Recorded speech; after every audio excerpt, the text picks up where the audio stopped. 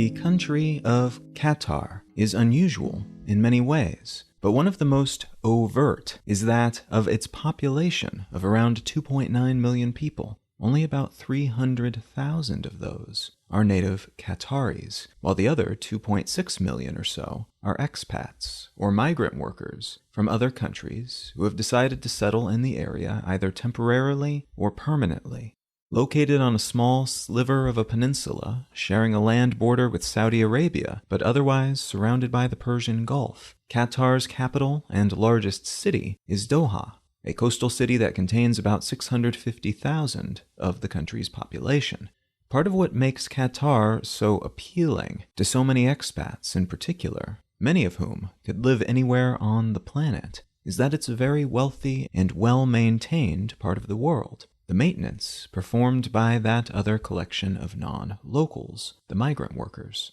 Qatar ranks 4th in the world in GDP per capita in terms of purchasing power parity, and comes in at 6th in the world using the nominal gross national income per capita ranking system, according to the World Bank. They're up near the top of the United Nations Human Development Index for the Middle Eastern region, and they're considered to be a high-income economy based on the World Bank's metrics for such things. So they're up there with the United States, Australia, Cyprus, Denmark, in that locals make above a certain threshold, $12,525 a year in 2019, which also means they're generally referred to as a first world or developed country, depending on the terminology used and in which context that terminology is being applied. All of which is to say that Qatar, despite being one of the smallest countries in the world in terms of geography, they're about 80% the size of the US state of Connecticut, and about the same size, give or take, as the Gambia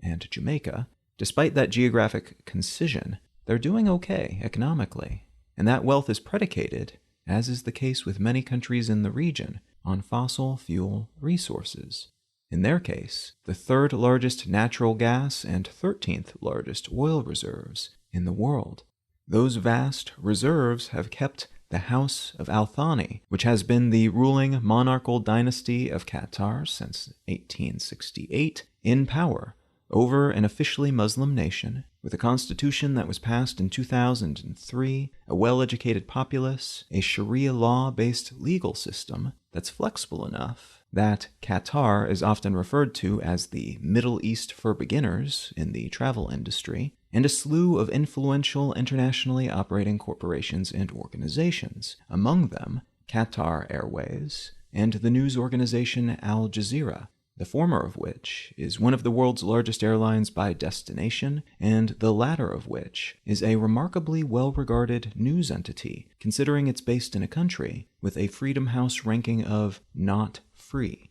which means the local journalism ecosystem is essentially just propaganda. As with its economy, then, Qatar's level of influence far outshines its geographic and population-based size. It has cultural and economic heft, both regionally and internationally, and in some cases, that heft gets it into trouble with its neighbors. There's been an ongoing, relatively non-militarized conflict between Qatar and Saudi Arabia, for instance, that's sometimes referred to as the Second Arab Cold War. This, thus far, cold conflict has been catalyzed by many things, but it seems to be mostly the consequence of Qatar's use of Al Jazeera to spread information, often legitimate information, that their Middle Eastern neighbors would prefer wasn't spread or even discussed. Alongside the Qatari support of Iran, which is Saudi Arabia's key diplomatic and military rival in the region, and the Qatari support, in the past at least, of the Muslim Brotherhood, and more recently, of the so-called Arab Spring movement, which led to quite a lot of discomfort for many of their neighbors back in the early 2010s. This ongoing Cold War heated up a bit in mid-2017, when Saudi Arabia, the United Arab Emirates, Bahrain, and Egypt all cut diplomatic ties with Qatar, effectively locking down the country's borders, closing off most nearby airspace for their use, and effectively isolating them from allies, economic opportunities, and some types of supplies and raw materials. This diplomatic and physical blockade was ostensibly the consequence of Qatar failing to agree to the terms of an ultimatum leveled by the far larger Saudi Arabia. But these terms included demands to cut off all ties with their ally, Iran, shut down their Al Jazeera network, and stop funding terrorist organizations. So some of these demands were super vague, and some were tantamount to allowing a neighboring nation to manage their economy, media ecosystem, and diplomacy. So they, perhaps understandably, declined. To this day, as a result of that declination, a practical blockage remains in place for all of Qatar's land borders and many of their air and oceanic entrances and exits as well. They remain diplomatically isolated by many countries worldwide, including many of the largest and most influential countries in the world, not just their regional neighbors. And although there's word that there could be a thawing of this freeze-out in the near future, as a consequence of the 2020 elections in the United States, which would see Donald Trump, who was a big proponent of this blockade and these diplomatic efforts, leaving presidential office, the future of this region and its entangled relationships is still very much up in the air. And that's a troublesome prospect, considering what Qatar has planned in 2022. What I'd like to talk about today is the 2022 FIFA World Cup, sports diplomacy, and how and why a petrostate is planning a carbon-neutral international sporting event.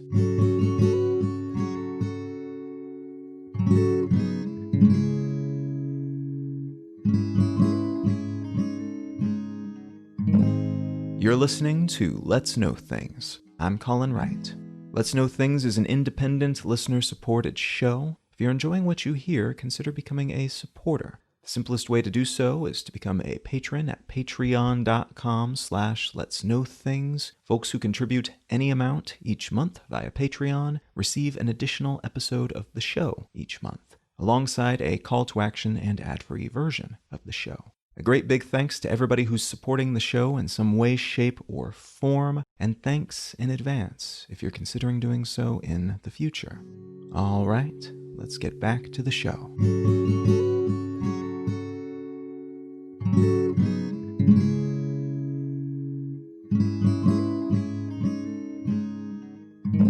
The geopolitical situation in the region that is today often referred to as the Middle East is complex. This is something that you could probably always have said, even during periods where much of it was unified under a caliphate or a secular ruler who managed to wrangle the many oftentimes at odds local groups into some kind of whole that was capable of working together toward common ends. But it's perhaps especially true now, at a moment in which the region is still fractured and reeling from the consequences of the US-led wars thereabouts in the 80s through today, pretty much continuously, and a moment in which a bipolar power structure has arisen, with Iran and their political gravity in one corner, and just across the border, Saudi Arabia and their allies in the other.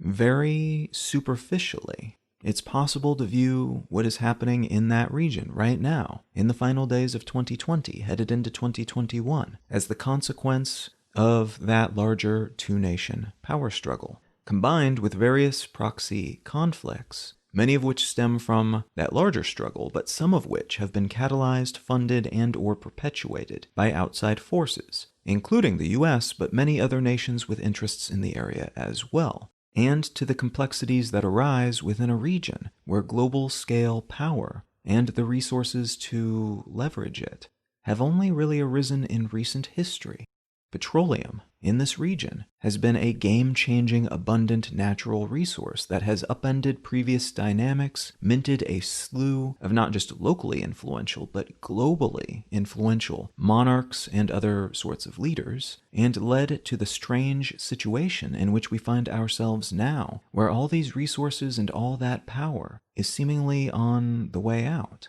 Not today, perhaps, but in a few decades, oil is expected to be something of a pariah substance. So the question of whether to extract and sell as much of it as possible now, or to reinvest in cleaner energy and other income sources immediately, is on the minds of more or less everyone in the Middle East at the moment. But backing up to look once more at that conflict between Saudi Arabia and Iran, many of the issues Qatar faces right now are a direct consequence of their partnership with Iran and similar entities, like the Muslim Brotherhood and other highly controversial groups that the international community is none too fond of, but which Qatar finds some value in supporting financially and at times by providing them with a physical safe haven. All that in mind, the article I'd like to unspool today comes from Bloomberg, and it's entitled, "Qatar Enacts Minimum Wage and Worker Reforms as World Cup Nears." Qatar, alongside other criticisms they receive for supporting unpopular groups, including, in some cases, terrorism-linked groups, and alongside the myriad issues they face as a consequence of their ongoing relationship with Iran, is also often held up as an example of an abusive, corrupt, and overall socially backward place. To be fair, some of those accusations could be applied to a broad swath of the world, where social concepts like the right to marry whomever you choose and the ability to participate in society the same way others do is not a given, and where particularly unequal economic models within the government and within the market flourish. In Qatar, though, because their legal system is based on Sharia law, drinking is not allowed in public. Homosexuality is illegal, and migrant workers are treated by those who employ them, according to investigations done by several different human rights organizations, as slave laborers, at times not being paid, being denied food and water, and having their identity papers, including their passports, taken away so that they can't flee their employers. And these issues are particularly pressing in the wake of the country having won the right to host the 2022 FIFA World Cup, an international football, soccer if you live in the United States, event that often pulls in tens of billions of cumulative views, hundreds of millions of simultaneous real-time viewers for any individual match, and quite a lot of prestige and cultural amplification for the host countries of these events. It's a very, very big deal. This is considered, then, to be an especially high-stakes moment for Qatar, and arguably for the region as a whole, because as I mentioned earlier, the petroleum-based golden goose likely won't lay eggs for much longer, at least not to the same degree and to the same economic benefit as before, and many governments in the Middle East are betting that they can segue into being international players that are not reliant on natural resources, in part by attracting new investment from elsewhere, and in part by attracting tourists and wealthy expats to their countries. Thus, as noted in this piece, Qatar is making some adjustments to the way that they do things, in an attempt to counter the prevailing image that they've presented to the world in recent decades, and to position themselves as a nation of the future, a place where investments and tourists will be well tended, and spendy expats will want to put down roots, and all of this managed in an environment that is friendly to human rights, as opposed to being built on the back of some kind of slavery-like system. The new worker-related rules will allow migrant workers to take new jobs without requiring permission from their current employers, which until now has been one of the aforementioned slave labor-like issues the government has allowed to flourish. Workers who change jobs will be guaranteed end-of-service payments and will have their travel back to their home countries paid for, as long as they adhere to the law in terms of giving their employer sufficient time and written notice of their intentions. And the guaranteed salary that workers can expect will add up to 1,000 Qatari Riyals, which is around $272 US per month, alongside a stipend for room and board of 500 and 300 Riyals per month, respectively. This new universal minimum wage will supposedly be permanent, rather than just for show leading up to this big international event, and existing employers will have 6 months to bring their contracts into alignment with this new law. The Qatari government has also committed to enforcing existing labor protections that are technically already on the books, but which haven't been particularly well implemented and executed in the past. Important to note here is that, although a significant step in the right direction, and a collection of moves that, if implemented as planned, will put Qatar's employment market decently far ahead of many of their local competitors, especially for migrant labor, it will still be a while before all of these laws and regulations go into full effect. Some of them may be intentionally overlooked by employers, as many of them are now, with those employers at times choosing to just pay the fees associated with non-compliance, rather than spending, in some cases more, by adjusting to this new reality. And these laws still don't bring migrant workers' financial situation anywhere near that of the massively more wealthy Qatari citizenry. Economic disparity in the region will remain incredibly high, with the gap between the haves and the have-nots ranking as one of the highest anywhere on the planet.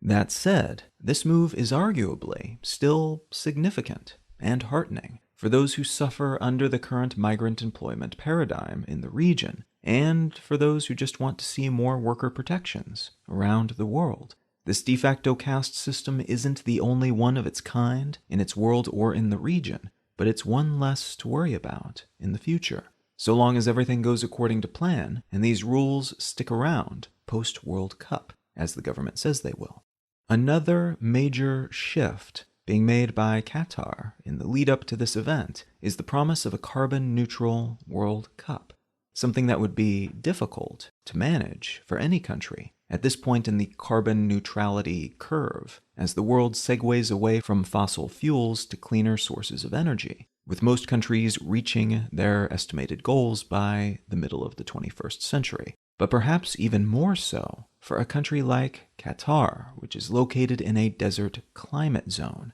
and thus will require substantially more energy just to keep attendees and players at a reasonable temperature during the events. But also for a country that is so heavily dependent on fossil fuels, currently at least, to generate the wealth that they are spending on this event and all of its many accoutrements. To partially address that first concern, the FIFA task force, which is in charge of deliberating and deciding on such things, opted to move the event from its usual play period of June and July to the cooler months of November and December. This won't entirely solve the temperature problem, and it creates a few new problems due to the rearrangements that will be necessary to account for the shift in game dates, but it should help to lower base temperatures, which will then mean lower energy costs, just to keep everybody cool, and will probably result in a far more pleasant overall experience for visitors from around the world who wouldn't be as accustomed to the extreme heat that is common in the region in June and July. That lower AC bill seems likely to help with the climate neutrality aim as well, but it doesn't get anywhere near to fully counteracting the many sources of greenhouse gas emissions that will result from the holding of this event in this part of the world. And that's true of the more obvious sources, like vehicles used to transport visitors and players, the energy utilized to keep the lights on and infrastructure functioning, the massive amounts of CO2 generated while constructing new buildings and roads, repairing things, and increasing their temporary housing capacity, and the sprawling emissions bill that will result from importing all the necessary resources, even things like food and water, to keep all those visitors happy and enjoying themselves.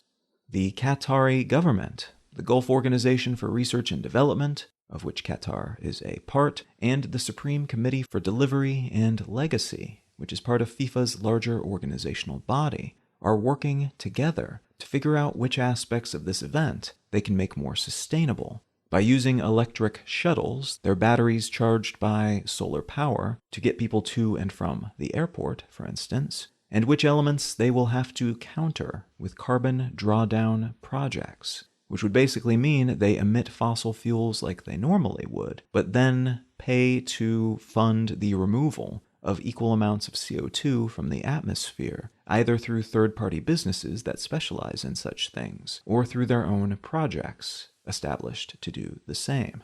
As of December 2020, they've already started work on 25 carbon drawdown projects of their own, which should have the dual benefit of making the air cleaner for visitors attending the event, while also contributing to the overall drawdown bill that they'll need to cover when the event is finished and everyone has gone back home. They are also working with the United Nations to envision and implement these sorts of projects and to build a template that can then be utilized for other large sporting events, which would be wonderful, as future event planners then wouldn't need to do as much legwork and experimentation to achieve similar ends moving forward. But it would also be kind of a win for Qatar, because they would be able to claim a sort of cultural and R&D victory, portraying themselves as innovators in this space, and perhaps rightfully so. One more component of this construction effort is the development of what's called the Global Sustainability Assessment System, or GSAS, which is meant to serve as a means of measuring ecological performance of various structures and systems, focusing initially on those being built in the Middle East and North Africa, but eventually, potentially, elsewhere as well.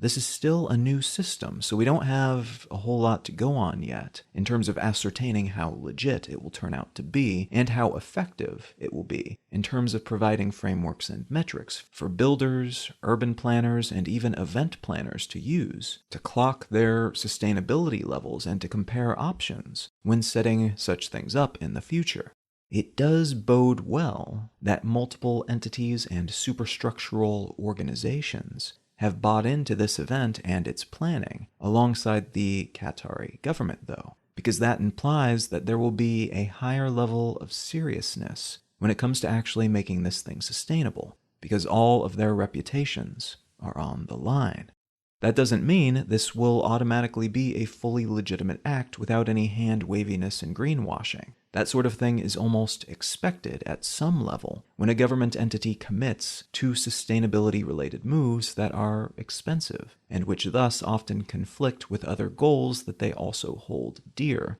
like conflicting economic decisions that incentivize spending less and earning more, even when those decisions aren't as green as they might otherwise be. It does mean that the bias will likely be more in the middle, or even slant a bit towards sustainability, over and alongside other goals though, which is heartening.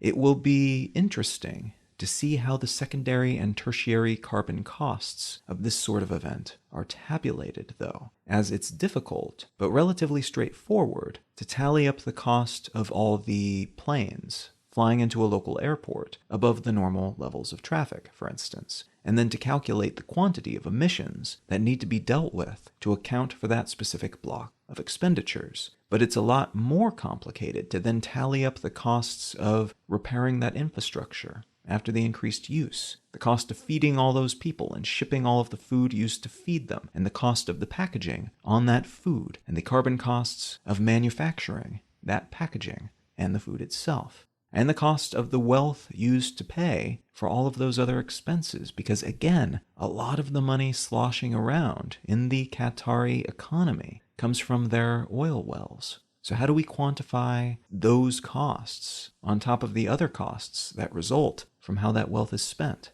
This event is controversial for many reasons, including the fact that some people and entities think the hosting rights were more or less bought from the FIFA higher-ups by the Qatari government for national branding purposes. There are allegations of corrupt FIFA officials, of bribery by the Qatari Building Committee, of threats leveled against whistleblowers who noted these bribes and corruption, and of individuals who play a role in making these decisions, being investigated by the FBI for illicit funds that appeared in their bank accounts, apparently put there by someone connected to the Qatari government. That said, there is some precedent for these sorts of national visibility amplifiers, which help governments put their country on the map in a new way, encouraging those same governments to try out new behaviors, often those that are more widely acceptable to more of the world, and often those that are more human rights centric, as nations with a higher public profile that don't toe the line in that regard are more likely to be ignored, boycotted, or otherwise punished by their wealthy, internationally prominent, and important peers. both countries and individuals that they might someday come to rely on as they shift away from fossil fuels. This might be an event tied to all sorts of corrupt behavior, in other words, but it could also be the harbinger of long-lasting, generally positive changes in the shape of oil wealth being converted into new templates for sustainable, large-scale events, and examples of better labor laws, alongside the, hopefully, positive consequences of implementing them, in a part of the world that has been slow to adopt anything of that sort, maybe, in part at least, due to a lack of examples as to why they should even consider doing so.